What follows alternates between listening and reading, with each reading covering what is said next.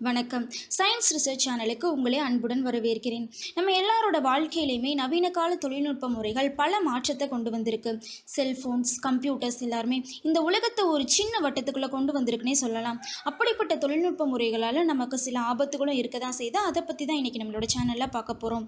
University of டெல்லியோ ரீசெண்டாக வெளியிட்டிருக்க அறிக்கையில் mobile phone, laptop அப்புறம் டிஜிட்டல் ஸ்க்ரீன்லேருந்து வெளிவர்ற ப்ளூ லைட் எனப்படும் ஒளிக்கதிர்களால் நிரந்தர கண் பார்வை பறிபோகும் அப்படின்னு சொல்கிறாங்க. இப்போ நம்மளோட வீடியோவில் ப்ளூ லைட் அப்படின்னா என்ன, அது எப்படி நம்ம கண்ணை பாதிக்கு அப்படின்றத பற்றி தான் பார்க்க போகிறோம். நம்ம ஃபோன்லேருந்து வெளிவர லைட் வேவ்ஸில் ப்ளூ காம்போனன்ட் அதிக அளவு வெளிவரதால தான் அதுக்கு ப்ளூ லைட்னு பேர் வந்துச்சு. இது நம்ம கண்ணை அதிக அளவு தாக்கக்கூடியதாகவும் அதிக அளவு ஆற்றல் உடையதாகவும் இருக்குது. ஃபாஸ்ட் கம்பெனி ரிப்போர்ட் படி ப்ளூ லைட் கண்ணில் உள்ள மூலக்கூறுகளை பாதிப்படைய செய்யுது. இதன் மூலமாக ஃபோட்டோ ரெசிப்டர் செல்கள் என்பவை சிதைக்கப்படுகின்றன. இப்போ ஃபோட்டோ ரெசிப்டர் செல்கள் அப்படின்னா என்னன்றது பார்க்கலாம். ஒரு மனித கண்ணில் ரெட்டினா 2 வகையான ஃபோட்டோ ரெசிப்டர் செல்களால் ஆனது.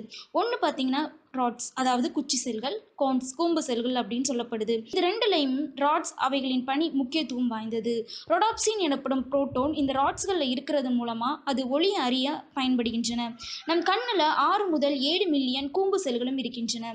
பொதுவாக மனித கண்ணில் கான் செல்கள் பல வகையான நிற வேறுபாடுகளை அறியறதுக்கும் ராட்ஸ் என்பவை ஒளி குறைந்த அளவில் இருக்கும் பொழுது அவற்றை கண்டறியவும் பயன்படுகின்றன. இந்த போட்டோ ரிசெப்டர் செல்கள் ஒரு தடவை அழிஞ்சிடுச்சுன்னா திரும்ப அதை செயற்கை முறைகளால் உருவாக்குறது கடினமானது. முன் ஆய்வுகளின்படி கணிப்பொறியிலிருந்து வெளிவரும் லைட் உடலில் உள்ள மெலட்டினின் என்பவற்றை குறைத்து உறக்க சுழற்சியை பாதிப்பதாக தான் செய்தி வந்தது. அதனாலேயே ஸ்மார்ட் ஃபோனில் நைட் மோட் அப்படின்னு சொல்லி ஒரு ஃபங்க்ஷன் இருக்கு. இந்த நைட் மோட் ஃபங்க்ஷனில் இருக்கும் மஞ்சள் நிற அமைப்புகள் மூலமும் கண்ணிற்கு கொடுக்கப்படும் அழுத்தங்கள் குறைக்கப்படுகின்றன. இருந்தாலும் சமீபத்திய ஆய்வுகள் முடிவுப்படி நிரந்தர கண் பார்வை போகும் அப்படின்ற ஒரு விஷயத்த சொல்லியிருக்கிறது ரொம்பவே கவலை அளிக்குது. சரி, இதற்கு இப்போ என்னதான் தீர்வு, நம்ம வீடியோலையும் பார்க்கலாம். முடிஞ்ச வரையும் கணினி மற்றும் தொலைபேசி பார்க்கும் நேரத்தை குறைச்சிக்கலாம். திரையில் இருக்கும் ஒளியின் அளவை குறைக்கிறதுக்காக இப்போ நிறைய ஆப்ஸ் வந்திருக்கு. அதை டவுன்லோட் பண்ணி யூஸ் பண்ணலாம். கம்ப்யூட்டர் கிளாஸை யூஸ் பண்ணலாம். இப்போ அது மார்க்கெட்டில் ரொம்பவே மலிவான விலையில் கிடைக்குது. அது மட்டும் இல்லாமல் தூங்குறதுக்கு 2 மணி நேரத்துக்கு முன்னாடி கணினி தொலைபேசி பார்க்குறத முடிஞ்ச அளவு குறைச்சிக்கலாம். உணவு பழக்க வழக்கங்களும் நம்மளுடைய கண் பார்வை குறைபாட்டுக்கு ஒரு முக்கியமான காரணமாக இருக்குது. முடிஞ்ச அளவு மீன், கேரட், பச்சை காய்கறிகள் போன்றவற்றை உணவில் எடுத்துக்கொள்வது நல்லது.